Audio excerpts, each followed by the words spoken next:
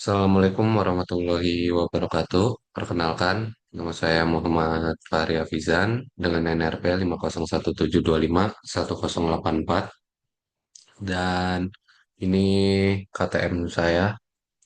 Oke, sebentar. Ini KTM saya. Jadi pada video kali ini saya akan membahas tentang tugas ketiga. Jadi di tugas ketiga itu membahas tentang lapisan interior bumi berdasarkan apa klasifikasi sifat kimia sama yang sifat sifat fisika. Jadi buat yang berdasarkan sifat kimia ada ada tiga dasar penyusun lapisannya. Jadi yang pertama ada kerak bumi atau crust. Jadi kerak bumi merupakan lapisan terluar bumi yang paling tipis dengan ketebalan berkisar 8 hingga 75 kilometer. Lapisan ini kaya akan unsur silika dan aluminium atau silika dan magnesium. Nah, selanjutnya ada mantel bumi. Jadi lapisan di bawah kerak yang sangat tebal mencapai kedalaman hingga 2.900 kilometer. Mantel bumi sebagian besar tersusun oleh adanya batuan silikat yang kaya akan besi dan magnesium. Selanjutnya ada inti besi. Jadi lapisan terdalam bumi yang dimulai dari kedalaman 2.900 kilometer hingga pusat bumi di sekitar 6.370 kilometer. Lapisan ini didominasi oleh logam berat, terutama besi dan nikel. Nah, buat gambarannya kayak gini. Jadi, misal ini si bumi, habis itu, nah, ini ada, ini kerak, sorry, ini kerak bumi, nah ini kerak bumi, habis itu, ini mantel, nah, misal ini mantel, nah, yang terakhir, kerak, ini mantel, ini sih inti apa inti bumi berarti.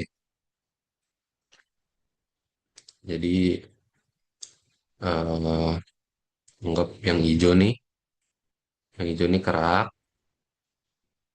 yang hijau itu kerak, ini kerak. Habis itu yang oranye ini si mantel, habis itu yang paling dalam itu sih ini si apa sih namanya inti bumi. Nah, selanjutnya berdasarkan parameter fisika. Nah, jadi buat parameter fisika yang pertama itu, pokoknya dia itu ada lima, lima apa ya, kayak penyusun lah. Nah, yang pertama itu ada litosfer. Jadi litosfer merupakan lapisan terluar yang bersifat rapuh, kaku, dan padat. Lapisan ini mencakup seluruh bagian kerak bumi dan bagian teratas mantel bumi dengan ketebalan sekitar 0 hingga 100 sampai 200 kilometer. Nah, selanjutnya ada astenosfer. Lapisan astenosfer merupakan lapisan mantel atas yang berada di bawah litosfer dengan kedalaman kayak 10 atau 200 kilometer hingga 350 sampai 500 kilometer. Lapisan ini bersifat plastis, semi cair atau melunak sehingga memungkinkan lempeng tektonik di atasnya untuk bergerak. Nah, di bawahnya lagi ada mesosfer. Nah, mesosfer merupakan lapisan mantel bawah yang bersifat padat karena bertekanan sangat tinggi meskipun suhunya panas. Nah, lapisan ini membentang di bawah astenosfer hingga batas inti bumi, kedalaman sekitar 2.900 kilo lah. Nah, selanjutnya ada inti luar cair. Jadi, lapisan inti bumi bagian luar yang berwujud cair akibat suhu yang sangat tinggi, mampu melelehkan besi dan nikel. Nah, lapisan ini berada pada kedalaman 2.900 kilo hingga 5.150 kilometer. Nah, di yang paling dalam ada inti dalam padat. Nah, pusat bumi yang berada pada kedalaman 500 150 km hingga 6.370 km. Meskipun suhunya sangat panas, lapisan besi dan nikel ini berwujud padat karena menahan tekanan yang luar biasa ekstrim dari seluruh lapisan di atasnya. Nah, buat gambarannya, kalau yang fisik, berdasarkan fisik, berarti kayak gini. Misalkan ini yang hijau ini,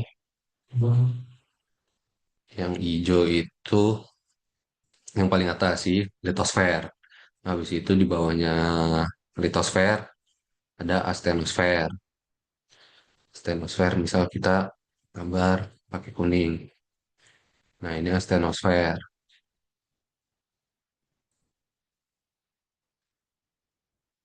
Aduh, ini astenosfer.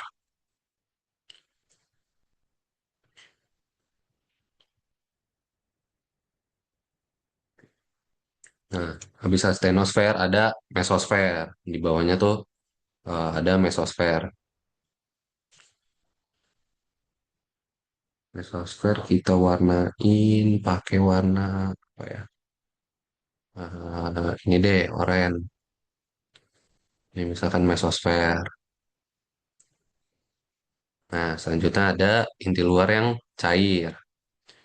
Misalkan inti luar cair kita warnai merah. Ini inti luar cair. Nah, dalamnya lagi yang paling apa ya, paling dalam lah. Itu ada si inti dalam yang padat. Seperti itu.